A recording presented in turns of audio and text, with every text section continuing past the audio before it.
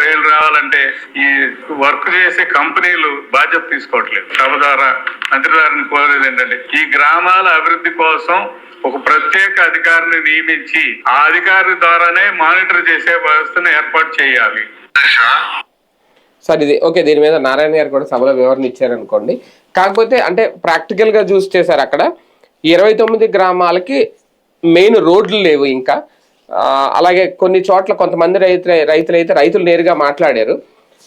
ఒకప్పుడు మేము చుట్టుపక్కల గ్రామాలందరికీ మంచినీళ్ళు ఇచ్చేవాళ్ళం, ఇప్పుడు మాకే మంచినీళ్ళు కరువైపోయిన పరిస్థితి వచ్చింది. ఒకప్పుడు పంటలు పండించి ఆ పంటల మీద బతికే వాళ్ళం, ఇప్పుడు ఓకే వాళ్ళకి ఏదో కౌలు ఇస్తున్నారు, అదంతా ఓకే.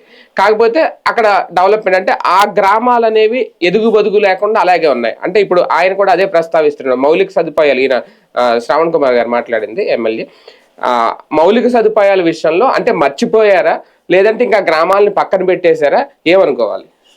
మేబీ వచ్చే ఏడాదికి మనం 2028కి లెక్కేయాలి, 27 కూడా కాదు. టోటల్ గా మేము ఫస్ట్ ఫేజ్ పూర్తి చేస్తామంటున్నాం. ఆ ఫస్ట్ ఫేజ్ పూర్తి అయిన తర్వాత లెక్కేసుకోవాలి. ఈ గ్రామాలను కూడా అప్పుడే చూసుకోవాలి కదా. మరి అప్పటి వరకు వెళ్ళే పరిస్థితి అంతేనా?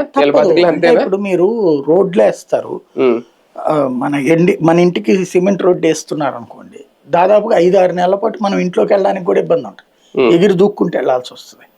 లేదా డ్రైనేజీ వేస్తున్నారు, ఇప్పుడు చూడండి మీకు గుంటూరు విజయవాడ ఇటు ఏరియాలో డ్రైనేజీలు కడుతున్నారు. ఆ కట్టేటప్పుడు మామూలుగా మనకి ఇంటికి బయట మెట్లలాగా అది కట్టుకుంటాం, అలాగే పక్కన కాలువకి పైన వేసుకుంటాం సిమెంట్ చెప్తారు, అవన్నీ పగల కొట్టేస్తున్నారు. కొట్టేసేసి మళ్ళీ వీళ్ళు వేసి ఇవన్నీ కట్టేటప్పుడు కనీసం 6-7 నెలలు పడుతుంది.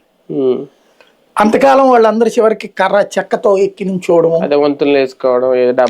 అట్లాగా ఉంటది. కాబట్టి డెవలప్మెంట్ అనేది జరుగుతున్నప్పుడు సమస్య తప్పదు. గతంతో పోల్చుకుంటే మెరుగైనటువంటి పరిస్థితి రావాలి అంటే మాత్రం టైం తీసుకుంటుంది. అయితే ఒక్కసారి వెల్ సెటిల్డ్ అయితే ఆ తర్వాత పెద్ద పెద్ద ప్రాబ్లమ్స్ ఉండకపోవచ్చు రాజధాని ప్రాంతం వరకు నేను అనుకోను. అంటే గ్రామాలను విస్మరించారా? నేను అనేది ఏంటంటే సార్, ఇప్పుడు సీడీ యాక్సిస్ రోడ్డు దాదాపు 14.5 కిలోమీటర్లు ఎంతో, అది మొత్తం E3 రోడ్లు కానీ ఎన్ రోడ్లు కానీ నార్త్ ఈస్ట్ రోడ్ అన్ని చాలా ఈ 2 ఏళ్లలో అంత పర్ఫెక్ట్గా వేసేసారు కదా. నిజంగా తలుచుకుంటే ఆ గ్రామాలను ఈ 2 ఏళ్లలో రోడ్లు వేయలేరా? ఎందుకు వదిలేశారు అంటే నేను అనేది అదే, ముందు మెయిన్ ఒక పక్కన గ్రామాల ప్రాంతాలు గ్రామాలకి దీనికి అనుసంధానించాలి కదా.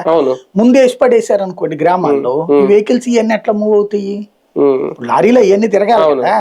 తిరగాలంటే ముందు రోడ్డు వేసేసిన తర్వాత ఇంకేం తిరుగుతుంది అది? అంటే ఇప్పుడు ఉన్న రోడ్లు నాశనం అయిపోయినాయి కదా లారీలు తిరగడం వల్ల. ఎప్పుడైనా సరే రోడ్డు వేసి ఎవడు కూడా తర్వాత తిప్పడం, మీకు ముందు గుంటలు పడుతుంది అంత. ఇప్పుడు ఇవాళ రోడ్డు వేసేసారు అనుకోండి, ఫర్ ఎగ్జాంపుల్ 1,00,00,000 రూపాయలు పెట్టి ఖర్చు పెట్టి రోడ్డు వేస్తారు, ఆ రోడ్డు మీద